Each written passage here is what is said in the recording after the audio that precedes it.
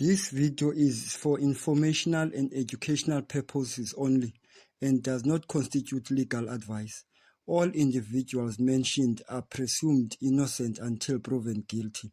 The analysis reflects legal commentary based on publicly available information at the time of the publication. The Senzo Meyiwa trial, 18 March 2026. The day nothing happened, but everything changed. There was no shouting in court on the 18th of March, no dramatic confession, no witness breakdown under pressure, but what unfolded inside the High Court in Pretoria was far more dangerous than any moment of spectacular. It was the slow, methodical unrevealing of the story, and the possibility, the beginning of the shift that could define the outcome of the entire Senzo Meyiwa case. A courtroom already under pressure. By the time proceeding resumes, the atmosphere was already heavy. This was not a fresh start. It was a continuation of pressure that had not been building over several days.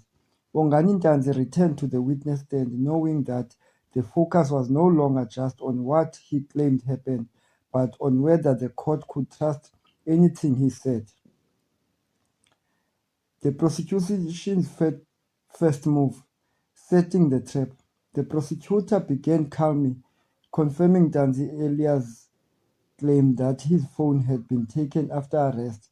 Ntanzi agreed, unknowingly locking himself into a position.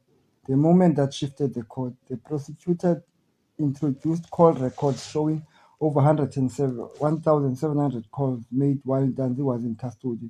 When asked to explain, Ntanzi hesitated. The first sign of crack. His response lacked clarity. The prosecutor repeated the contradiction, tightening pressure without raising his voice. Defense steps in, containing the damage. The defense maintained Ntanzi's statements were coerced and that police conduct must be questioned. The problem that could not go away, the state relied on objective records. The key question remains, if Ntanzi had no access to his phone, who made the call? The judge, silent but decisive. The judge observed closely, assessing not just what was said, but how it was said. The real battle revealed. The trial shifted from what happened that night to who can be believed. End of the day, no verdict, but a shift. No ruling was made, but the direction of the trial changed. Today, legal analysis. The state used a strategic credibility attack based on objective evidence.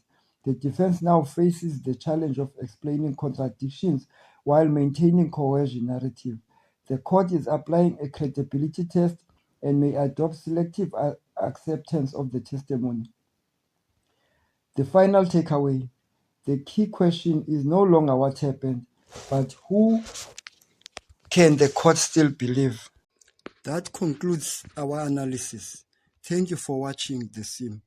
If you found this breakdown useful, consider subscribing for clear, factual legal analysis. Until next time, stay informed.